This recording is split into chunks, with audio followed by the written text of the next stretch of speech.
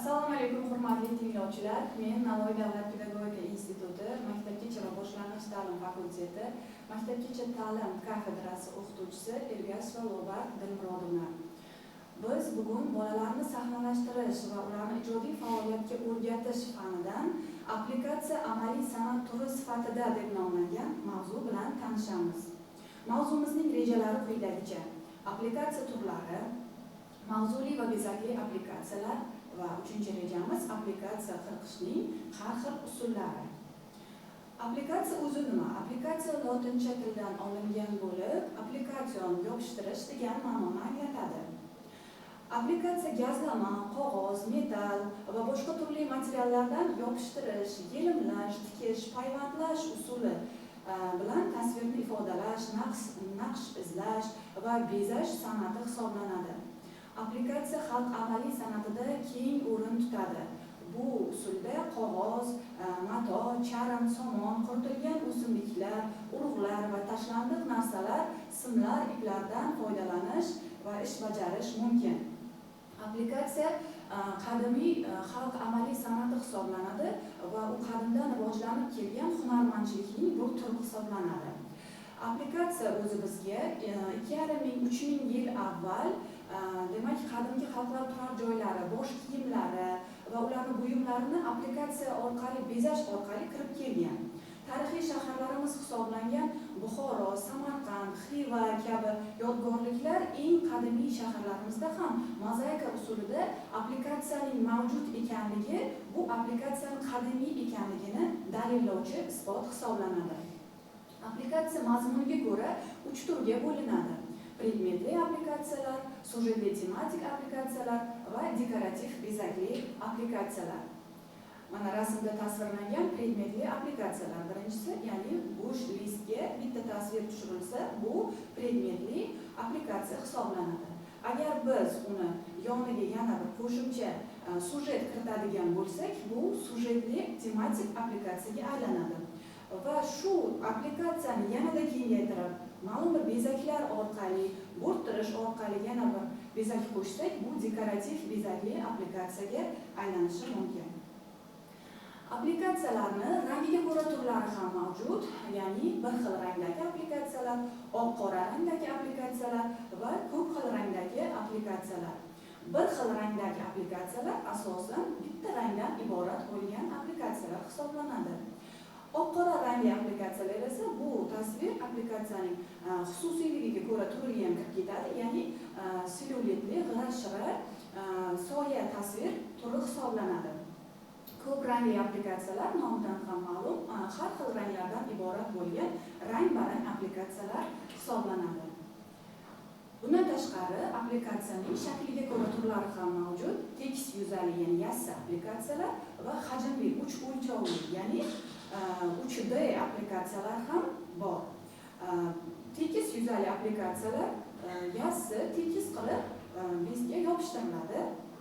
Hajmli 3 o'lchovli applikatsiyalar esa bo'rtib turadi. Ularning bo'yi, eni, balandligi bo'ladi.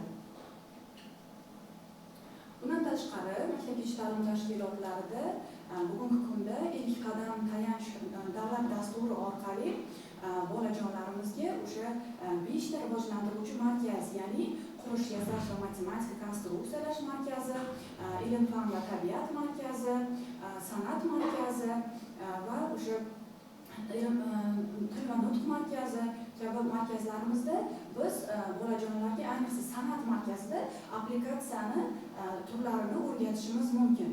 Ya'ni o'sha san'at markazini o'zi ham 3 ga bo'linadi: qurish, yasash, applikatsiya va rasm chizishga bo'linadi. Bugungi kunda yana bir turi qo'shilgan, ya'ni rasm chizish, qurish, yasash va o'sha applikatsiyadan tashqari yana loy ishi ham bor. Yana aytadigan bo'lsak, o'sha applikatsiya san'at rivojlantiruvchi markazlarimizdagi san'at markazidagi o'sha applikatsiya turini oladigan bo'lsak, geometrik shakllar orqali ham biz applikatsiyani bolalarga o'rgatishimiz mumkin.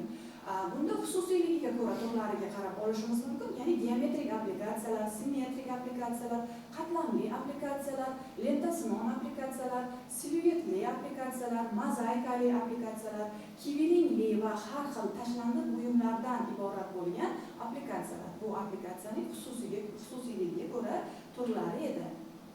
Applikatsiyani qirqishni ham ko'p usullari bor. Ya'ni ko'zda chamalab qirqish va kontur chizib bo'ylab qirqish, buklab simmetrik qirqish va yirtish orqali, ya'ni qog'ozni qirqish. Bundan tashqari murakkab shakllarni, ichki qismlarini buklab qirqish kabi applikatsiya qirqish usullari mavjud. Biz maktabgacha ta'lim tashkilotida bolalarga applikatsiyani bosqichma-bosqich, ya'ni yosh guruhlariga oid o'rgatib boramiz. Birinchi bosqichda tarbiyachi albatta applikatsiya tayyorlash uchun kerakli materiallarni tayyorlab olishi kerak.